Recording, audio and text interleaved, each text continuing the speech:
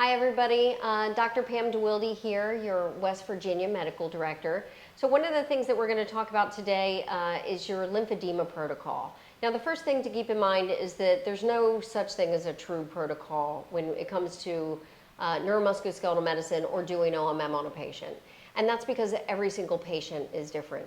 So as you as you go in and assess your patient and you make the decision to walk through this protocol with your patient, you're going to tailor it to the patient's needs. You might do a little more, you might do a little less. In other words, altering the dosing for the patient. It's important to recognize that if the patient is there for something related to CHF or you have concerns that they may be in fluid overload and you're worried about too much fluid movement centrally to the heart, especially with those CHF patients, that you do smaller doses or you only open up a few diaphragms, maybe revisit it in a few days or next week, and that you keep it very simple. We'll talk more about that as we go along.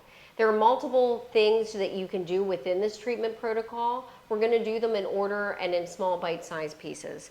So the very first thing that you're going to do is assess your patient, right? Make sure that you get a good idea of how much fluid they have, where they're holding fluid, so that you can address those spaces deliberately and specifically as we go along. You're always going to open up the thoracic outlet or inlet, depending on which direction you're considering, right, which is the good old-fashioned board question. The first thing that you do for any lymphedema or great movement of fluid is open that up. So let's do that technique first, and then we'll move on to the others. All right, so the very first thing we're going to do is open up this outlet, right? So if you think about the lymphatic system and the fact that the lymphatics are largely dumping into this space, you really want to put emphasis on this side if for some reason you're short on time and you can only do one thing. However, this is a pretty easy technique to be doing pretty quickly on both sides. So if you have the ability to move the bed and get to the head of the bed, you're going to do this in this direction. That's not always the case, but I'll walk you through several variants. You're going to place your hands on the patient's shoulders.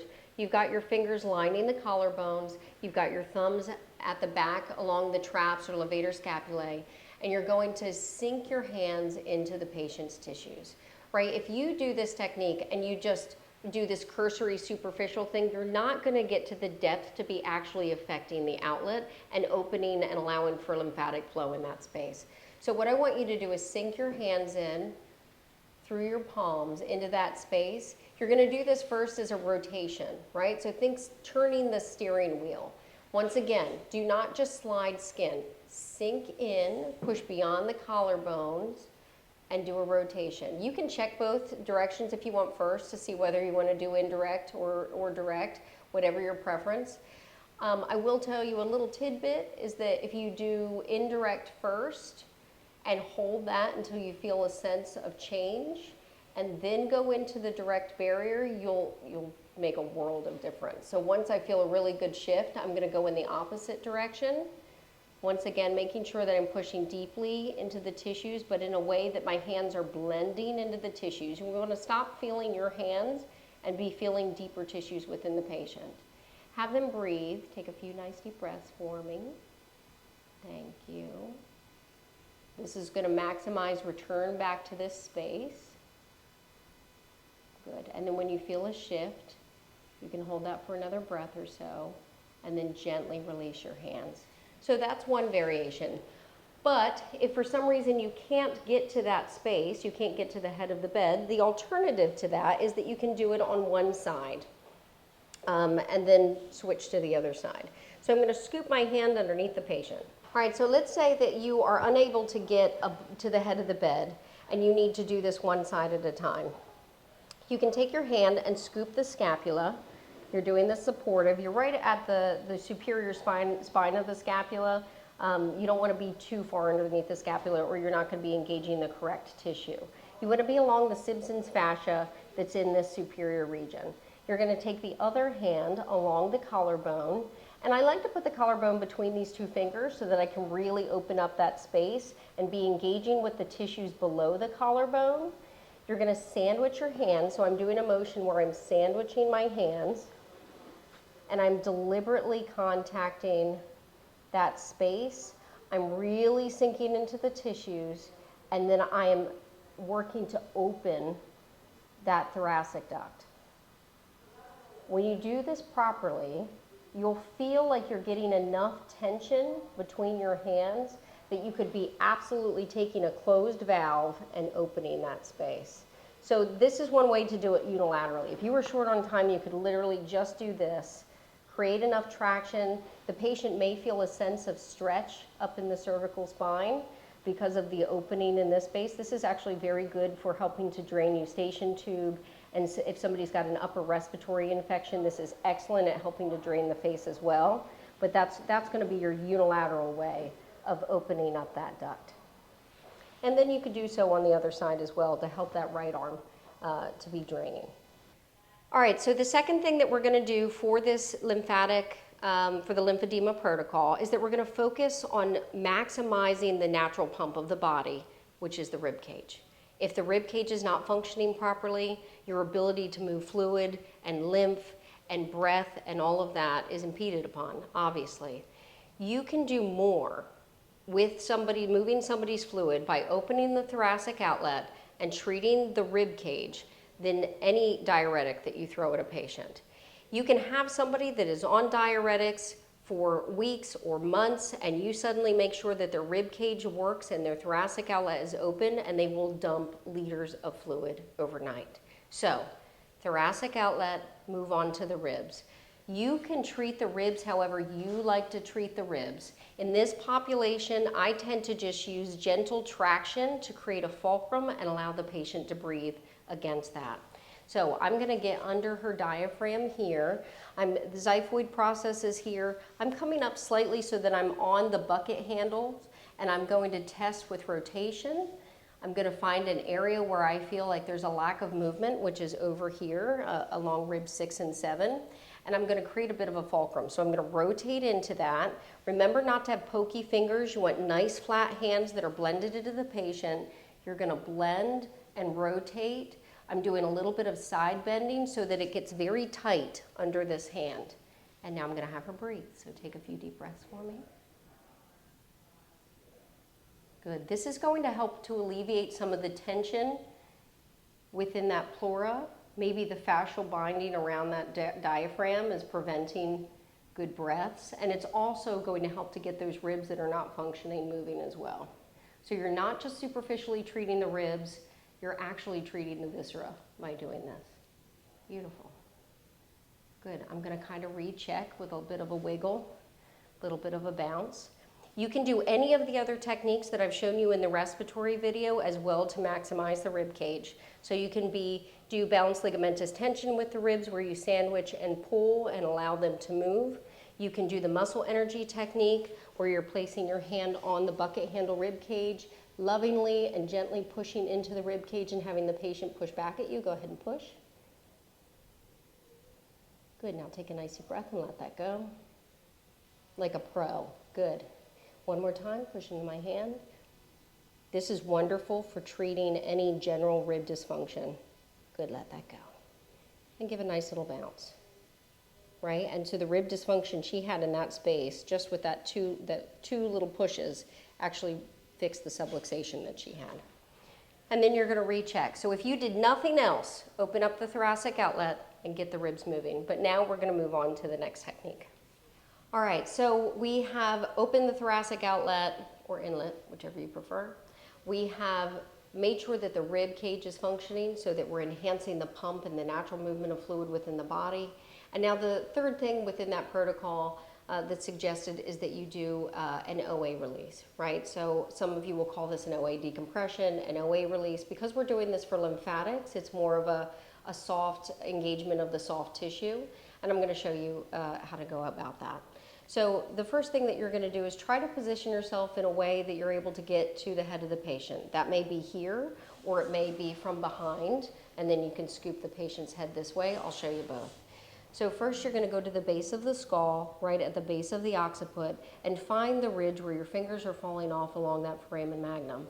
You're going to gently cradle the patient's head. I would encourage you to tell the patient to drop their head. Most of your patients in geriatrics live in this flexed position where the SEMs are just super hypertonic and they have no ability to drop their head. Just do your best. So you're going to scoop the head, you're going to get to the base of the occiput, right, where you imagine that the spinal cord is coming out of the skull, and you're going to scoop up those capitis muscles and really engage with the back of the head. The patient is going to feel the need to help, so you're going to say, drop your head. Let it go, girl. Let it go. And you're going to gently curl your fingers to support the base of the occiput. You can hold it there for a moment, just allowing the gravity of the patient's head to push back on your finger pads. Don't use pokey fingers, use the pads of your fingers. And hold that space like a direct inhibition until that starts to melt. If you don't have time for all of that, engage the tissues, and then do more of a rotationary, if that's a word, more of a rotation with your tissues to engage. If you have to, you can allow the patient's head to fall to the side and keep that one hand under there as a fulcrum, allowing that OA to open. As the tissues move, follow the tissues with your fingers and allow that tissue to melt. In its very basic form, even if you scoop the head and then check the tissues in a rotation and hold into a direct or indirect barrier and allow the patient to breathe against that, that can be enough. If you want to get wild, go back to your textbooks and do the oculocephalogyric reflex. And if you can say that 5 times fast, I'd be very impressed. I just wanted to take a moment to reiterate that normally you're not going to be able to get behind the head of the bed. So when treating the OA, the other way that you can do that is that you can scoop the patient's head from the side, right? So you start on the cervical spine and then I usually use my middle finger as the fulcrum. I'm going to bring that underneath the occiput, right at the edge of the occiput where the head is meeting the cervical spine. And I'm going to create tension. So I'm creating a cup with my hands, and I'm utilizing this space to create tension, to create traction, and also do a direct inhibition there. You can hold the head if you want, and then add rotation with your hands so that you're rotating into that space and helping that diaphragm to release. Or junction, depending on what you like to call it. You're going to hold traction in that space and hold that direct inhibition or soft tissue, whichever layer you're on, until you start to feel that releasing. Have the patient breathe against it a few times and then go ahead and move on. All right, so for this next technique, we've opened the outlet, we have worked on the rib cage to maximize the natural pump, we have worked on the OA, and then we're going to deliberately address the rib cage. I've shown you a few more things in the respiratory module that we created, so you can look at that as well. But right now I'm going to show you how to kind of maximize that with the doming of the diaphragm. Now the doming of the diaphragm that you do, the standard doming of the diaphragm, involves a deep attention to the diaphragm, deeply allowing the thumbs to fall into the chest wall and follow the breath. What I want to show you is the version that's more appropriate for our population, so that you're not going to be digging your thumbs deep into the person's abdomen. I want you to find the xiphoid process, I want you to find the base of the ribs anteriorly, and I want your thumbs to fall off of that border. What you're going to feel on the pads of your thumb is that diaphragmatic attachment at the base of these ribs, and I want you to engage with that with the pads of your thumbs. And now the rest is going to be in the breath. Your hands are wrapped around the rib cage laterally and supportive. And now as your patient breathes, you're going to slowly increase tension as if you're trying to get your thumbs underneath the diaphragm and push cephalad toward the nose. However, because we're not doing the standard one, you are not going to sink deeply into this space. You're going to do this to match the tissues and do what the patient can tolerate. So really emphasize feedback on this. Really make sure that you say to the patient, this can be a little bit uncomfortable, but it's going to help you to breathe better, and have them continue to give you feedback. So I'm going to have her take a nice deep breath, right? As she takes that breath, my thumbs are able to fall deeper into the diaphragm. I'm simply going to hold a resistance in that space. And if opportunity presents, allow my thumbs to go deeper. When I feel like I'm at a place of balance, where I'm not having to push too deeply past a barrier, I'm going to hold and allow the patient to breathe. At this point, this becomes mostly a direct inhibition with the engagement of the diaphragmatic barrier and that muscle tissue. The left side's twitching, which means that we're properly engaging those tissues. And I'm going to hold that, right? The patient should not feel like you're digging into them. It should feel like gentle pressure. Good. Beautiful. So you may have seen how the patient took a really nice deep breath. That's often an indication that the sympathetics or the autonomic nervous system is reacting to what you're doing, and that it's also a very good time to kind of stop the treatment. So I'm going to kind of recheck, and I can feel that there's a softening in that space. So for our lymphedema protocol, after we've done the things from here, belly button and up, the next thing that we're going to do is work on the pelvic diaphragm. In order to do the pelvic diaphragm, you're going to put your hands, I tend to find the ASIS, right? Which even on patients with a larger body habitus, you should be able to find this space. And it should be fairly comfortable for them in the supine position. If the patient is uncomfortable in the complete supine position, you can bring their head up a little bit and you still shouldn't have any difficulty getting to the pelvic diaphragm. So I like to find that ASIS and put that here under the thenar eminence and kind of just assess what the tissues are doing in a rotation to see where my restriction is. So as I rotate her body this way toward the left, she moves better that way. The diaphragm, however, is very stuck when I rotate her into the right or into my left hand. So what I'm going to do is I'm more of a direct girl, so I'm going to directly engage with this tissue. I'm going to gently let my palms sink into the tissues. You do not want to be pushing deeply into the ASIS. That can be very painful. And remember, we're not doing bony work here, right? We're doing myofascial work within that layer. So you want to sink into the tissues, really engage, and create a rotation. Now the patient is going to do the rest on this. This is a passive technique. So go ahead and take a few deep breaths for me. All I am is acting as the fulcrum, engaging the tissues, and holding that space. Another thing to observe on the patient is that as she breathes, the breath will move down into my hands. Right? So somebody who's really restricted, and we could have looked at this prior to treating her rib cage and her other more superior structures, you may not see the breath move down into the pelvis. It might get stuck somewhere. But as you release those tissues in the other diaphragms, you'll feel and see that the breath moves down into the pelvis. Good. Now I'm going to go into that indirect barrier and test that again. And we have significantly more movement in that space. That's going to especially help us with people who have a lot of lymphedema within that lower extremity. At this point, we're now going to address very specific areas of lymphedema, starting with the lower extremity. All right, so when treating once we've opened up all of the junctions or the diaphragms, allowing for fluid movement,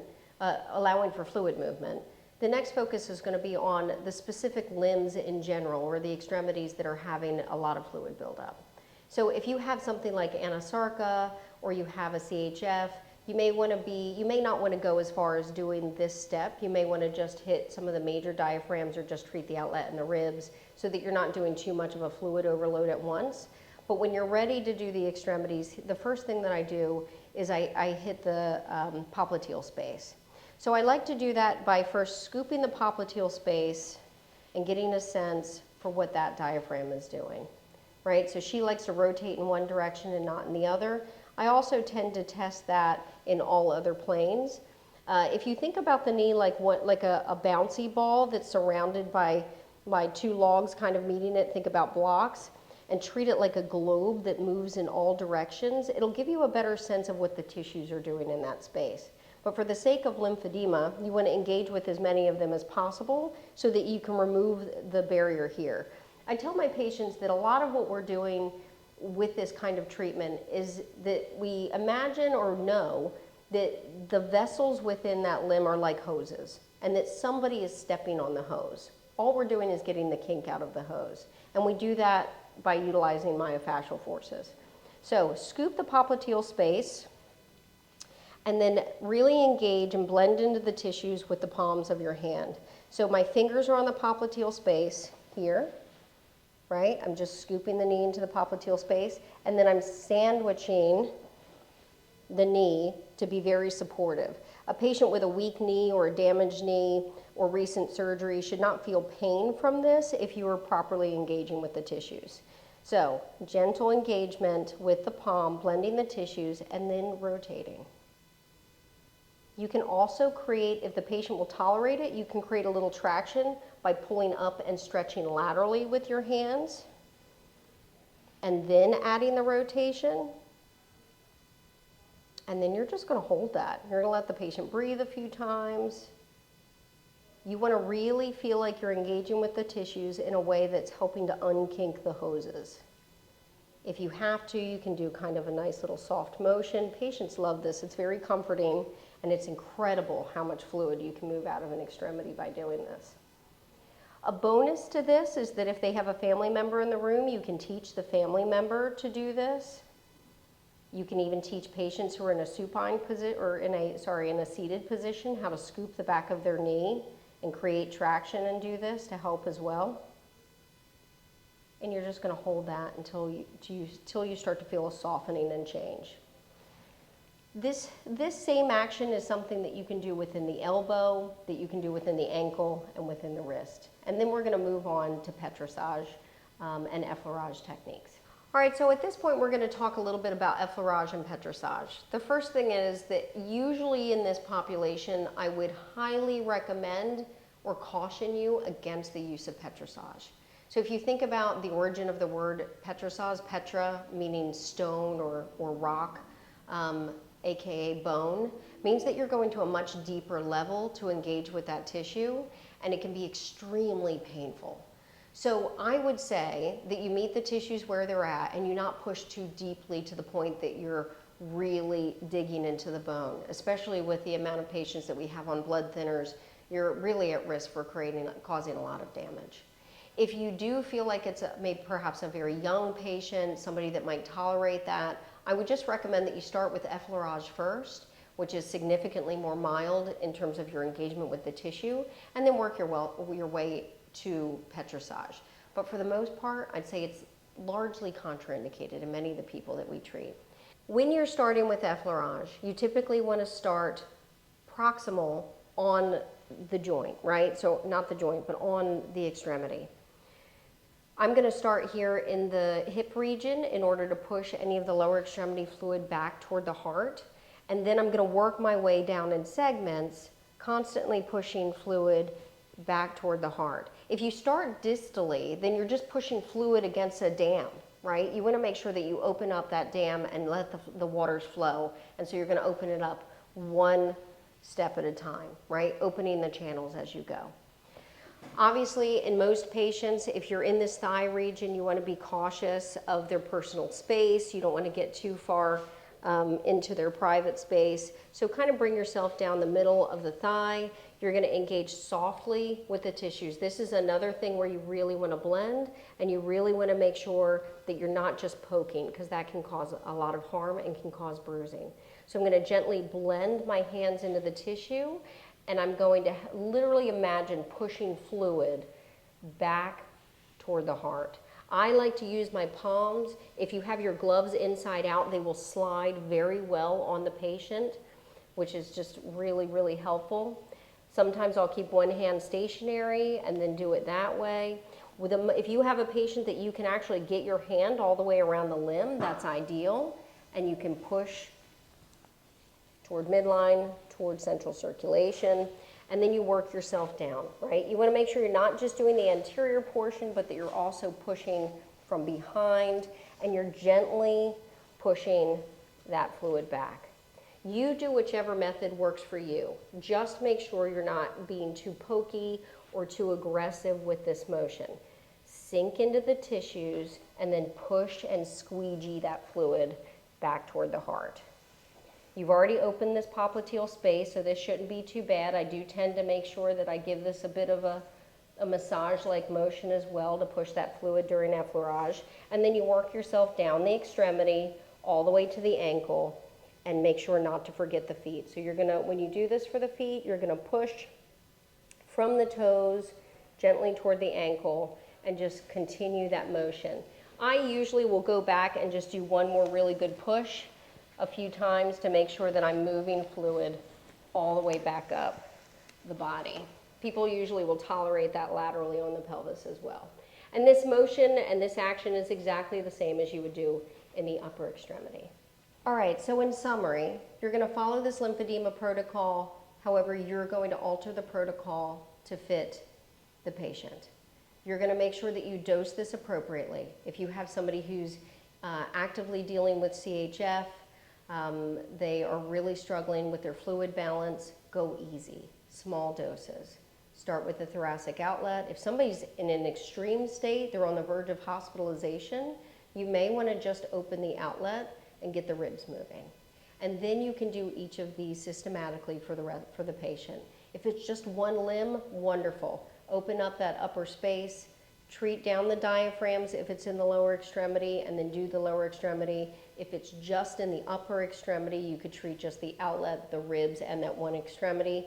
Either way, you are going to move significant amounts of fluid, and your patient's going to be amazed by the results.